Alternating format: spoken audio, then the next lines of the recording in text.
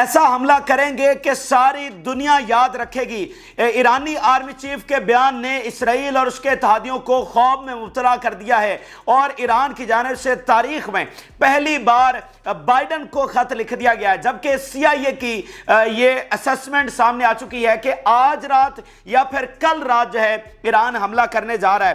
اور اس کے ساتھ ساتھ ناظرین مغرب میں یہ خوف پیدا ہو گیا ہے کہ کیا ایران نے نیوکلیر بم تیار کر لیا ہے، کیونکہ آج تک ایران نے اسرائیل پر حملہ نہیں کیا، اور اس کی وجہ یہ ہے کہ ایران کے پاس نیوکلیر بم نہیں ہے، اسی لیے وہ اسرائیل کے اوپر حملہ نہیں کرتا۔ تو آج وہاں پر یہ بات ہو رہی ہے کہ کیا اگر ایران یہ حملہ کرنے جا رہا ہے تو اس کا مطلب ایران نے نیوکلیر بم تیار کر لیا ہے۔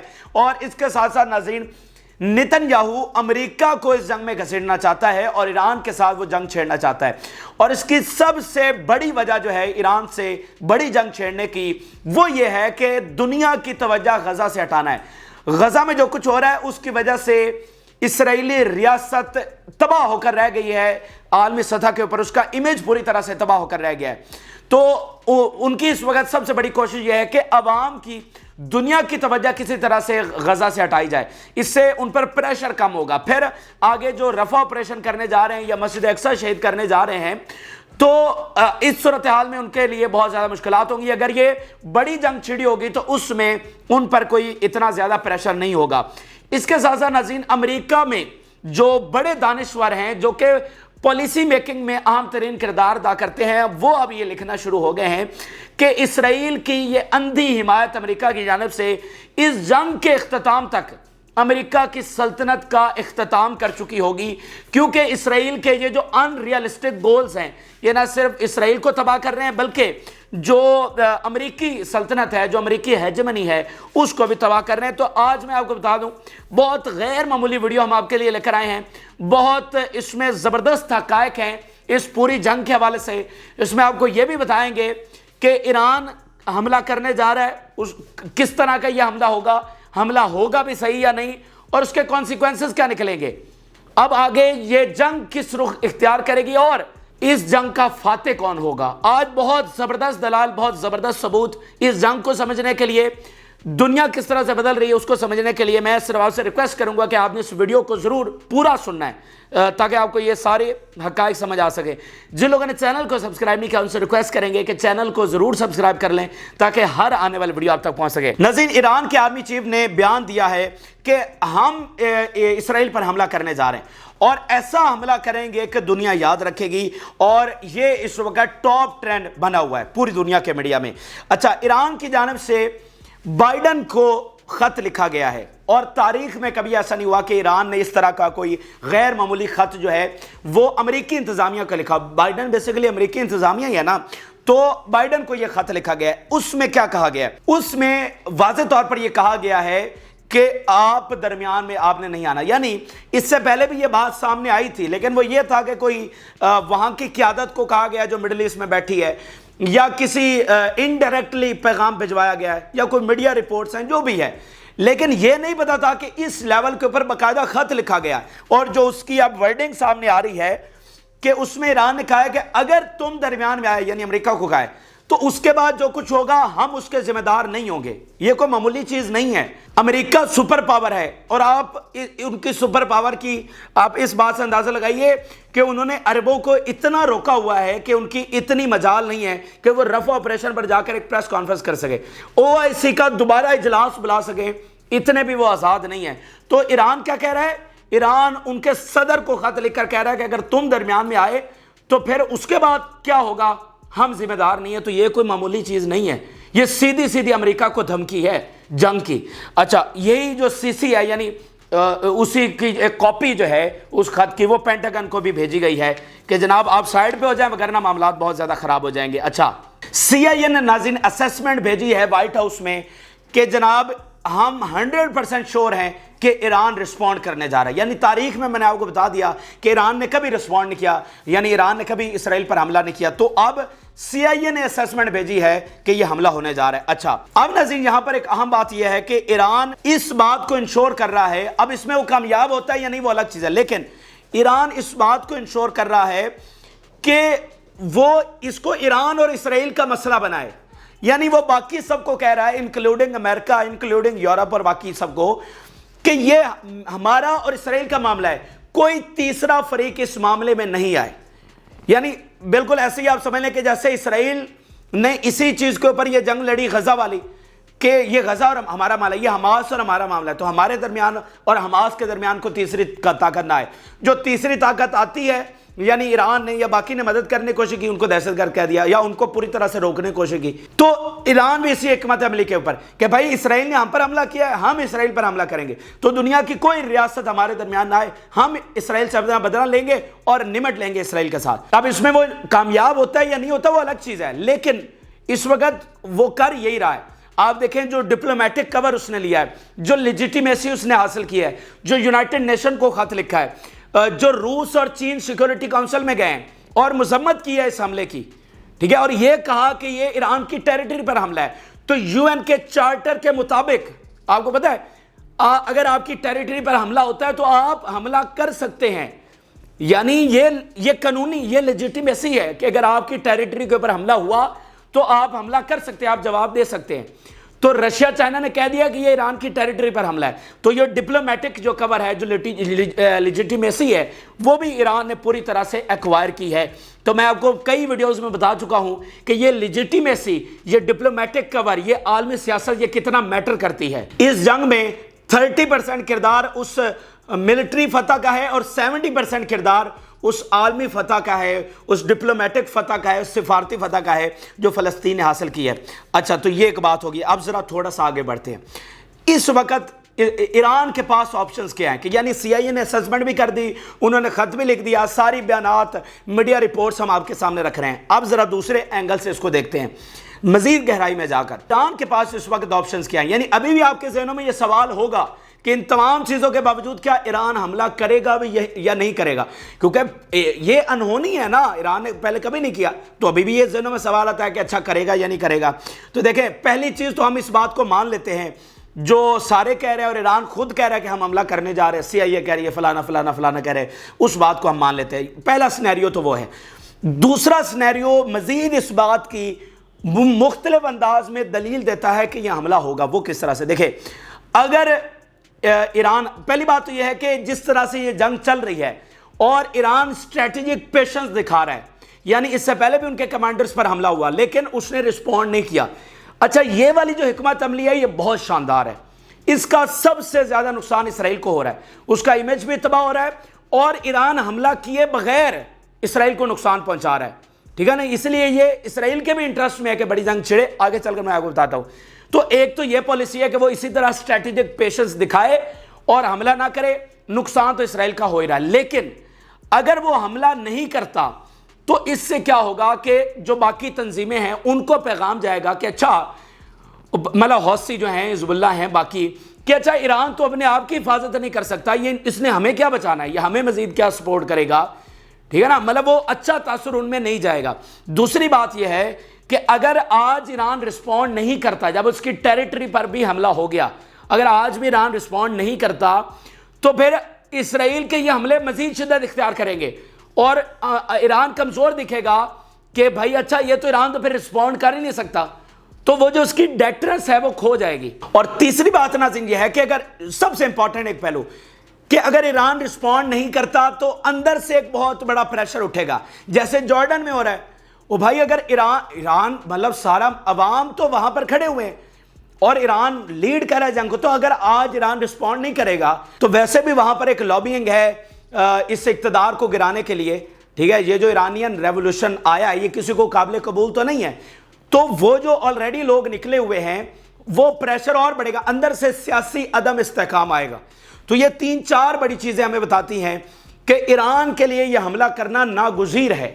یہ تمام چیزیں میں نے آپ کو بتا دی ہیں کہ سوال ہی پیدا نہیں ہوتا کہ وہ آج کمپرومائز کر جائے، یہ تو ان کی ریاست کے مفادات کے خلاف ہے، تو وہ ہر صورت میں حملہ کریں گے۔ یہ تو ایک بات آپ نے سمجھ لی۔ اب ذرا آگے چلیے، اس میں جو دوسرا پہلو ڈسکس کیا جا رہا ہے وہ نیوکلیر بم کے حوالے سے، یعنی ایران کئی عرصے سے نیوکلیر بم بنا رہا ہے۔ آپ کو پتا ہے ٹرمپ یہ کہہ چکا ہے کہ یہ 4 ہفتوں کی بات رہ گئی ہے کہ ایران نیوکلیر بم بنانے کے قریب ہے۔ تو آج اگر ایران حملہ کرنے جا رہا ہے تو مغرب میں یہ ڈیبیٹ ہے کہ آج سے پہلے ایران نے اسرائیل پر اس لیے حملہ نہیں کیا کہ وہ نیوکلیر اسٹیٹ نہیں ہے. تو کیا آج ایران نے نیوکلیر بم بنا لیا ہے؟ یہ اس وقت بہت بڑا خوف پایا جا رہا ہے. اچھا اب ذرا اس سے بھی آگے چلتے ہیں. اب یہ ساری ٹائم لائن کو سمجھتے جائیے گا. آگے چلتے ہیں. اگلا معاملہ اس سے بھی زیادہ سنگین اور زیادہ کمپلیکس ہے کہ ایران کے حملے کے بعد کیا ہوگا. ایران حملہ کرے گا, ڈیٹرنس تو ہو گئی شو, ایران رسپونڈ کر سکتا ہے. اس کے بعد کیا؟ اب ذرا اس پر ڈسکشن کر لیتے ہیں. نیتن یاہو کا اس میں پلان کیا ہے؟ نیتن یاہو کی اس وقت پوری لابی یہ ہے کہ ایران کے ساتھ یہ بڑی جنگ وائڈر کینوس کے اوپر, یعنی فل سکیل وار جو ہے وہ ایران کے ساتھ چھڑی جائے, اور اس میں امریکہ کو ڈریگ کرتے ہوئے یہ جنگ ہو ایران کے ساتھ, جو کہ ان کی پرانی لابی ہے اور آج یہ گولڈن چانس ہے. اب یہاں پر امریکہ کیا سوچ رہا ہے؟ کیا وہ بھی ایران کے ساتھ جنگ کرنا چاہتا ہے؟ یعنی امریکہ واضح طور پر ایران کو دشمن کہتا ہے. تو آج ہم اس ڈیبیٹ میں نہیں جاتے کہ امریکہ کیا سوچ رہا ہے. آج ہم صرف فی الحال اسی بات پر رہتے ہیں کہ نیتن یاہو کیا لابینگ کر رہا ہے. اور ظاہری بات ہے جو جیوش لابی پلان کرتی ہے, اگر انہوں نے پلان کیا ان کو عراق جنگ میں لانا, اگر انہوں نے پلان کیا شام میں, لیبیا میں, کہیں اور, تو وہ امریکہ کو لے آئے ہیں. تو آج اس وقت ان کی سب سے بڑی کوشش یہ ہے کہ وہ جنگ چھیڑیں اور امریکہ کو اس میں ڈریگ کر لیں. اچھا وہ کیوں کرنا چاہتے ہیں؟ اس کی ایک وجہ تو یہ ہے کہ ایران اس وقت ان کے وجود کے لیے سب سے بڑا خطرہ ہے.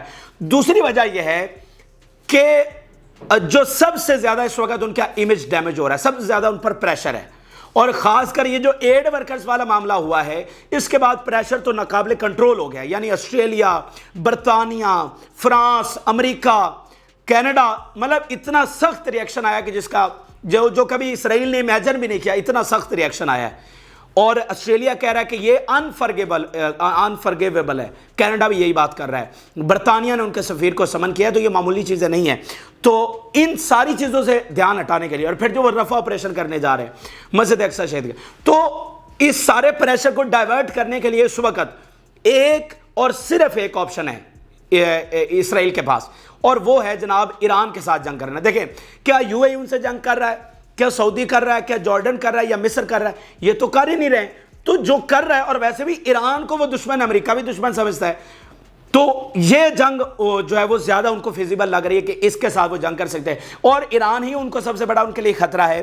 تو مجھے اس میں بہت زیادہ یقین ہے, اگر مجھے آپ کہیں مجھے 100% یقین ہے کہ یہ ایران کے ساتھ جنگ ہوگی. اور شاید میں پہلے کئی ویلاگز میں یہ بات کر بھی چکا ہوں گا ایران کی جنگ کے حوالے سے.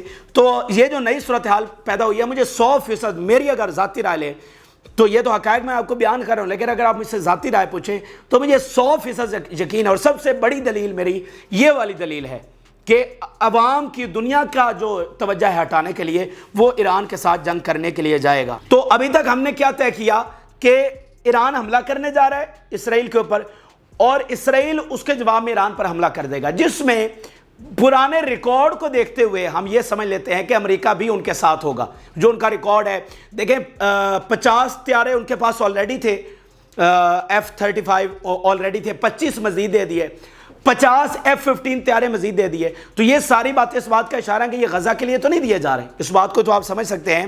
تو اس کا مطلب کہ امریکہ بھی ان کے ساتھ ہوگا یا نہیں ہوگا, اس بات کو فی الحال ہم سائڈ پہ رکھتے ہیں. لیکن ماضی کے ریکارڈ اور جو اندھی مدد ہے امریکہ کی, اس سے واضح ہے کہ امریکہ بھی ساتھ ہوگا. تو یہ اس وقت آگے ہونے جا رہا ہے. اب ذرا ایک چھوٹی سی بات حزب اللہ کے حوالے سے بھی سن لیں. حزب اللہ یہ کہہ رہی ہے کہ جناب ہم اب گولان کا فرنٹ کھولنے والے ہیں, یعنی گولان ہائٹس, وہ اس سائڈ سے حزب اللہ بیٹھی ہوئی ہے نا, تو لیبنان سے تو فرنٹ کھلا ہوا ہے. اب وہ کہہ رہے ہیں ہم گولان سے فرنٹ کھولنے والے ہیں, اور حزب اللہ وہاں پر آ کر بیٹھ گئی ہے. اس وقت انٹیلیجنس ذرائع یہ واضح طور پر بتا رہے ہیں کہ وہاں پر حزب اللہ گولان پر آ کر بیٹھ گئی ہے, اور کسی بھی وقت حزب اللہ گولان سے نیا فرنٹ کھولنے جا رہی ہے. تو یہ ساری چیزیں ہو گئی. اب ذرا ون سٹیپ فارورڈ آتے ہیں. اب آپ نے یہ ساری صورتحال سمجھ لی کہ کون کیا کر رہا ہے, اس کے نتیجے میں کیا ہوگا. اب جو بڑا سوال ہے کہ کیا یہ جنگ امریکہ اور اسرائیل فاتح ہو پائیں گے, اور اس کو کتنا پرولونگ لے کر چل سکتا ہے امریکہ. اب ذرا ہم آغاز کرتے ہیں امریکی دانشور, وہ دانشور جو امریکی پالیسی کے اوپر انفلوئنس رکھتے ہیں, یعنی انہی کی رائے کے اوپر یا جو یہ ریکمینڈ کرتے ہیں اس کے اوپر پالیسیز بنتی ہیں. وہ آج کیا بات کر رہے ہیں. سب سے پہلے میں ایک سٹیٹمنٹ ذرا دیکھیے, Israel is a strategic liability for US ایس, کہ اسرائیل آج مفاد کی بات نہیں ہے امریکہ کے لیے کوئی مفاد, بلکہ لائبلٹی ہے. یعنی کہ اسرائیل آج امریکہ پر بوجھ بن چکا ہے. یہ اس وقت کیا ڈسکس ہو رہا ہے, یہ امریکہ میں لکھا جا رہا ہے. وہ دانشور لکھ رہے ہیں جو انفلوئنشل ہیں امریکی پالیسی بنانے کے حوالے سے۔ اچھا، اب ان چیزوں میں دو اس کے امپورٹنٹ پہلو ہیں، وہ ناظرین کیا ہے؟ پہلی بات تو یہ ہے کہ یہ جو دانشور ہیں یہ انفلوئنس کریں گے امریکی پالیسی کو اور اپنی امداد واپس لینے میں انفلوئنس کریں گے، ٹھیک ہے؟ ان کی رائے یہ نئی پالیسی بنانے میں اہم کردار ادا کرے گی کہ اسرائیل سے پیچھے ہٹ جائے۔ اچھا، یہ ایک چیز ہو گئی، بالفرض یہ نہیں بھی ہوتا۔ دوسری بات جو کہ ہونی ہے وہ ناظرین یہ ہے کہ مطلب بائیڈن انتظامیہ تمام زور زبردستی کے باوجود یہ جنگ جاری رکھتی ہے اور جنگ پھیل بھی جاتی ہے اور یہ جاری بھی رہتی ہے۔ یعنی بائیڈن یہ بھی تو کہتا ہے نا کہ میں سب سے بڑا زائنسٹ ہوں اور جو مرضی ہو جائے میں اسرائیل، بلکہ اگر آپ پرانے بائیڈن کے بیانات دیکھیں نا تو وہ کہتا ہے کہ اسرائیل ہمارے لیے اتنا امپورٹنٹ ہے کہ اگر اسرائیل یہاں پر نہ ہوتا تو ہمیں اس جیسا کوئی ملک کریٹ کرنا پڑتا۔ یعنی یہ ہماری اسٹریٹجک اس چیز کے لیے اتنا امپورٹنٹ ہے کہ اگر اسرائیل نہ بھی ہوتا تو اس جیسا کوئی ملک ہمیں کریٹ کرنا پڑتا۔ تو بائیڈن یہ رائے رکھتے ہیں اور وہ زائنسٹ بھی اوپر سے ہیں، یعنی مذہبی پہلو بھی ہے اور جو دنیاوی پہلو ہے، جو اقتدار کا پہلو ہے، غلبے کا پہلو ہے، وہ بھی دونوں پہلو یہاں پر ہے۔ اچھا، تو اگر بائیڈن یہ ساری ہٹ دھرمی کے باوجود جنگ جاری بھی رکھتا ہے تو یہ سارے بیانات ہمیں اس بات کا ثبوت دیتے ہیں کہ یہ بے شک ہٹ دھرمی کے ساتھ جنگ جاری بھی رکھ لے تو ایٹ دی اینڈ ان کی تباہی ہونے والی، ایٹ دی اینڈ امریکہ اور اسرائیل دونوں ہارنے جا رہے ہیں۔ یہ دانشور جو ہیں ان کی باتیں ہمیں واضح طور پر بتا رہی ہیں اور وہ یہ لکھ رہے ہیں کہ سلطنتیں اپنی حماقتوں کی وجہ سے ایسے ہی تباہ ہو جاتی ہیں۔ یعنی دنیا میں بڑی بڑی سلطنتیں قائم ہوئیں اور پچھلے 100 سال میں کس کی سلطنت ہے؟ امریکہ کی۔ تو اس سے پہلے بھی جو ہزاروں سالوں کی تاریخ ہے، دنیا میں بڑی بڑی سلطنتیں آئی ہیں اور وہ تباہ کیسے ہوتی تھی؟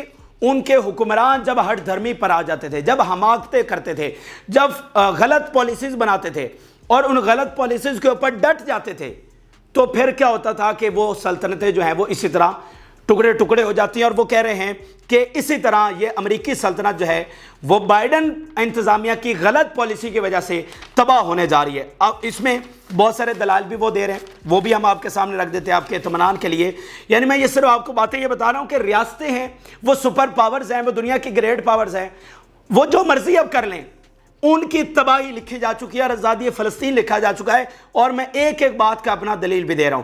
اچھا، وہ یہ کہتے ہیں کہ امریکہ سنس ورلڈ وار 2 ابھی تک $300 بلین براہ راست صرف ملٹری ایڈ کی مد میں دے چکا ہے۔ یعنی یہ براہ راست صرف ملٹری ایڈ ہے، باقی visa, free entry, health, education, باقی مرات، انٹرنیشنل انویسٹمنٹ اور پتہ نہیں کیا کیا، مطلب ہم سوچ بھی نہیں سکتے کہ کیا کیا ہے امریکہ جو ان کو دیتا ہے، ٹھیک ہے۔ پھر اس کے ساتھ ایک اور بڑی دلچسپ بات آج میں آپ کو بتا دوں کہ امریکہ جارڈن اور مصر ان دونوں کو بھی ہر سال پیسے دیتا ہے۔ یعنی جارڈن کو وہ $1.43 بلین دیتا ہے ملٹری ایڈ کی مد میں، اور ایجپٹ کو $1.6 بلین دیتا ہے ایڈ کی ملٹری ایڈ کی مد میں۔ وہ یہ کیوں دیتا ہے؟ وہ یہ اس لیے دیتا ہے کہ یہ دونوں ملک جو ہیں وہ اچھے تعلقات رکھے اسرائیل کے ساتھ، یہ دونوں خلاف نہ ہو جائیں، پھر ان کی معیشت تباہ نہ ہو جائے۔ اور مطلب معیشت وہ ان کو بڑی پاور نہیں بنا رہا، مطلب اتنی ایک معیشت اچھی رہے کہ ان کی سٹیبلٹی رہے۔ امریکہ کی پالیسی یہ ہے کہ اگر ان ملکوں کے اندر مطلب کہ معیشت تباہ ہو گئی تو پھر ہنگامے ہوں گے اور اینٹی اسرائیل جو حکومت ہے وہ وہاں پر آ سکتی ہے، تو یہ اپنی مرضی کی حکومتیں وہاں پر رکھتے ہیں، ٹھیک ہے، یہ سارا اسرائیل کو بچانے کے لیے۔ پھر ناظرین امریکہ کی پالیسی آپ سنیے گا، یہ کمال کی بات ہے۔ امریکہ کی پالیسی یہ ہے کہ جو جدید ترین اسلحہ ہے وہ سب سے پہلے اسرائیل کو دیا جائے گا، جو بھی جدید ترین انہوں نے بنایا، میزائل ہیں، جیٹس ہیں، جو بھی ٹیکنالوجی۔ اچھا، اور اس کے مقابلے میں ناظرین امریکہ مڈل ایسٹ کے ملک کو کوئی ایسا ہتھیار نہیں دیتا کہ جس سے یہ خطرہ ہو کہ اس سے اسرائیل پر حملہ ہو سکتا ہے، یا پھر مطلب کوئی اسرائیل کے مقابلے میں اس سے کوئی جدید ٹیکنالوجی کسی دوسرے ملک کو نہیں دی جاتی۔ یعنی بالفرض اگر سعودی عرب یہ پیسوں سے خریدنا بھی چاہتا ہے کہ اس وقت اگر F-16 اسرائیل کے پاس ہے اور F-35 آ گیا ہے تو سعودی عرب کہہ رہا ہے کہ جناب جتنے پیسے ہیں لے لیں، یہ F-35 ہمیں دے دیں، تو امریکہ اس کو نہیں دے گا۔ کیوں؟ کہ بھائی یہ خطرہ ہے کہ یہ استعمال ہو سکتے ہیں اسرائیل کے خلاف، یعنی یہ ان سے زیادہ طاقتور ہو سکتے ہیں، تو یہ اس کی پالیسی ہے۔ اچھا، اس میں چھوٹی سی بات یہ لے لیں کہ جو میں آپ کو کہتا ہوں کہ آج گراؤنڈ ریالٹیز بدل چکی ہیں، تو ماضی میں تو ان کی یہ پالیسی رہی ہے، لیکن آج پورے مڈل ایسٹ کے لیے دوسرا دروازہ ہتھیاروں کا کون سا کھل چکا ہے؟ रशिया और चाइना वाला, मतलब पहले तो सिर्फ अमेरिकी टेक्नोलॉजी थी ना, ये यूरोपी थी। तो आज इधर से भी मौका है कि हम इधर से भी टेक्नोलॉजी ले सकते हैं। इसलिए आज मैं कहता हूं कि ग्राउंड रियलिटीज मुख्तलिफ है और नतीजा मुख्तलिफ आएगा। बहरहाल ये एक अलग चीज़ है। दोबारा वापस इस बात के ऊपर आते हैं। तो इस हद तक वो केयर करता है इसराइल की तमाम, फिर डिप्लोमेटिक खबर देता है कि यानी हर लिहाज से इसराइल को जस्टिफाई करना है। अभी भी आप देख लें, मतलब हद है कि अमेरिका का अपना एड वर्कर मारा गया। मतलब बरतानिया ने, कनाडा ने, ऑस्ट्रेलिया ने, फ्रांस ने, सब ने बहुत मतलब लिताड़ा इसराइल को और कहा कि अब ये अनस्टॉपेबल है, अब इसको कंट्रोल नहीं किया जा सकता। और अमेरिका ने जस्टिफाई किया और अमेरिका ने कहा कि नहीं कोई बात नहीं, शायद ये गलती से हो गया होगा। हालांकि बाद में नेतन्याहू ने मान लिया कि हमने किया है। तो बात यह है कि वो इस हद तक उनको कवर देते हैं। तो अब दानिशवर जो पॉलिसी बनाते हैं वो ये कह रहे हैं कि अच्छा अमेरिका इतना कुछ देता है और इसके अलावा भी हिडन चीज़ें हैं जो हमें पता भी नहीं है, इतना कुछ अमेरिका देता है, तो अमेरिका को इसराइल बदले में क्या देता है? कोई एक चीज तो बताएं कि अमेरिका को बदले में ये मिल रहा है इसराइल के साथ, इसराइल से। वो कह रहे हैं कि इस वक्त जितने भी अमेरिका के मसाइल हैं, जितनी भी अमेरिका की तबाही हो रही है, वो इसराइल की वजह से हो रही है। हर के पीछे इसराइल का हाथ है। यानी अरबों से झगड़े हो रहे हैं, अरबों के साथ ताल्लुकात खराब हो रहे हैं, वजह कौन है? इसराइल। 2 अरब की मुसलमान नेशन आज अमेरिका को अच्छा नहीं समझ रही, वजह कौन है? इसराइल।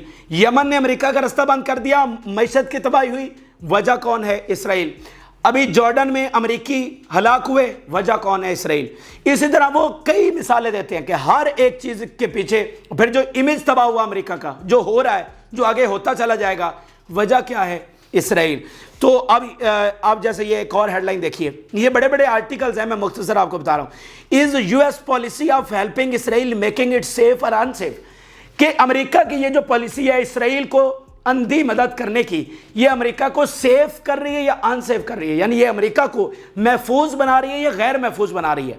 तो ये इस वक्त वहां पर बातें चल रही है कि एक छोटी सी जीविश लॉबी को खुश करने के लिए इतनी बड़ी सुपर पावर ने अपने आप को तबाही के दहाने पर ला खड़ा किया, अपने आप को ऐसे दलदल में फंसा दिया है कि यहां से अब उनकी जीत नहीं है। यानी कि ये अमेरिका को जंग सूट ही नहीं करती थी, लेकिन वो अंधी तकलीद में ज्यूइश लॉबी को खुश करने में करता रहा। और इसके अलावा जो इसराइली ऑफिशियल्स हैं उनके बारे में ये दानिशवर लिख रहे हैं कि ये किस तरह से लॉबिंग करते हैं अमेरिका को नई नई जंगों में घसीटने के लिए। मिसाल के तौर पर ये फॉर्मर इसराइली प्राइम मिनिस्टर है, उसका आर्टिकल आया है, नफ्ताली बेनेट, ये इसका आर्टिकल देखिए। US Israel should take on Iran directly, कि अमेरिका और इसराइल को डायरेक्टली ईरान पर हमला कर देना चाहिए। तो ये आर्टिकल लिखते हैं, ये मीडिया में इन्फ्लुएंस करते हैं और लॉबिंग करते हैं अमेरिका को नई नई जंगों में घसीटने के लिए, जिनमें ये दानिशवर कहते हैं जो कि पॉलिसी मेकर्स हैं कि इसमें अमेरिका का फायदा नहीं है और ये फायदा इसराइल उठाता है या जो भी करता है, अमेरिका को उसमें नाकामी हुई है। फिर आप जापान का ये प्रोफेसर का बयान देखिए, Gaza will be the grave of the western lead world order. अब मुझे बताइए इससे बड़ा सबूत मैं आपके सामने क्या रखूं, इससे बड़ी बात मैं आपके सामने क्या रखूं कि वो कह रहे हैं कि गजा जो है वो इन मगरब का जो वर्ल्ड ऑर्डर है उसका कब्रिस्तान बनने जा रहा है। इतनी बड़ी शिकस्त उनको होने जा रही है। तो ये सारा किसकी वजह से हो रहा है? इसराइल की वजह से हो रहा है। तो वो ये बात कर रहे हैं कि इनकी अमेरिका की ये तमाम हरकतें अमेरिकी इंतजामिया की इस तरह अंधी तकलीद करने की, ये तबाही की तरफ लेकर जा रही हैं। ये जंग नहीं जीत सकते।